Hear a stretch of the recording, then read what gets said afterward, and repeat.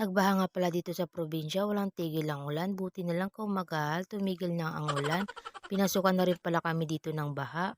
Sabi ng ate ko, ganito daw talaga yan kapag umuulan, pinapasukan daw talaga sila ng tubig at binabaha daw sila kapag malakas daw ang ulan at ayaw daw tumigil ng ulan. At buti na nga lang lumiit na yung baha kasi may okasyon pala kaming magaganap dito kaya nga pala busy yung mga kasama ko dito. At saka brand out pala ngayon, di nakapag-antay yung tita ko. Bumili na lang siya ng itagon para doon na mailuto yung lulutuin namin. Kasi nga po malapit na dumating yung mga bisita. Busy nga pala yung mga kasama ko. So ang sabi pala ng ate ko, tumulong daw ako. Ako na lang daw yung magbibiyag ng apoy. Sabi ko, saglit lang kasi magbablog lang ako. Tagal ko na kasi hindi nakapag-upload ng bagong video. Dito nga pala ikakasal ang lalaki. Sabi ng ate ko, kapag daw hindi mawala yung baha, baka daw sa kwarto daw maiganap ang kasal. Sabi naman ng tita ko, baka pwede ipabukas na lang ang kasal kasi nga baha. Sabi naman ng ate ko, marami na daw dumating na mga bisita kaya hindi na pwede. At saka pinainom ko na rin pala sila ng coffee at binigyan ko na rin pala ng tinapay. Nahiya lang ako, kunan sila ng camera. At saka biniyagan ko na rin pala tong apoy. Kasi sabi ng tita ko, ibiyagan ko na daw. So hindi ako masyado makapag-vlog ng masyado. Kailangan kasi bilisan yung pagka-vlog ko. So, konti lang nakunan ko ng video. Gusto ko pa naman mag-vlog para may pakita ko sa inyo kung saan inabot ang baha. Pero hindi ko lang maiwan tong ginagawa ko. Malapit-lapit na rin matapos tong niluluto ko. Oo nga pala, ngayon pala igaganap yung kasal. So, ipapakita ko na lang sa inyo kung paano may kasal yung lalaki. At saka lalaki din pala kinakasal sa Muslim. Sila din yung may awak ng talak. Meaning nga pala ng talak, divorce. Sila din pala may karapatan makipag-divorce. Sila din pala yung nagbibigay ng mahar, hindi tayo mga babae. Kaya sila lang may awak ng talak. At saka panoorin nyo na lang kung paano ikasal ang lalaki. At di na nga po ako magsasalita para mapakinggan yung sasabihin ng imam. Ay, Sabab ko kinibutad na kami kumaharian. Sabab ko kinibutad na kami kumaharian.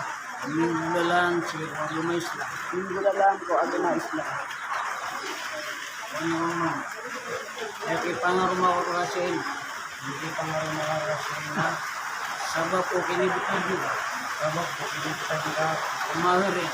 Kumaharian. Kaya gayon, kapag siya gayon, minggu lang ko Agama Islam. Minggu lang ko Agama Islam. Na kapag naman kung nasipsi ang tanong mo, niya ka puti siya, ay, rabu si, ay na.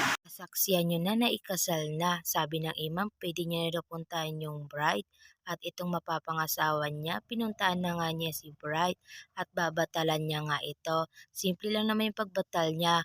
Hinawakan lang niya naman yung kamay niya. Oo nga pala, kaya pala sila nagkatuluyan. Matagal na pala nilang mahal ang isa't isa. Hindi lang nila maamin.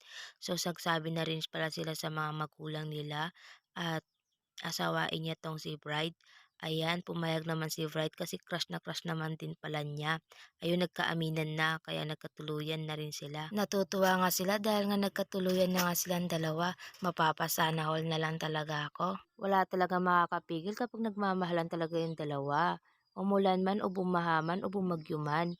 Wala talaga sa kanila makakapigil. Itutuloy pa rin talaga yung kasal. Oo nga pala, simple lang yung kasal. Dito lang yan sa bahay. Di naman kaya si kailangan bongga ang kasal para naman mapakasalan mo yung minamahal mo. At saka konti lang pala nakunan ko na video. Bigla na lang kasi nalobat yung cellphone ko.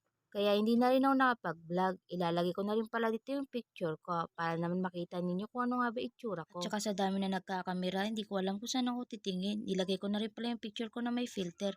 Ganda ko naman kasi kapag may filter. Kaya nga pala nakama si Bright kasi ni Kabi yan. Mapapangasawa lang niya makakita sa mukha niya, pati tayong mga babae. At saka nagpapashoutout pala si Desong Costea, si Unique Vlog, at saka yung ate ko na si Amireda. Marami palang salamat sa mga nanonood ng aking video.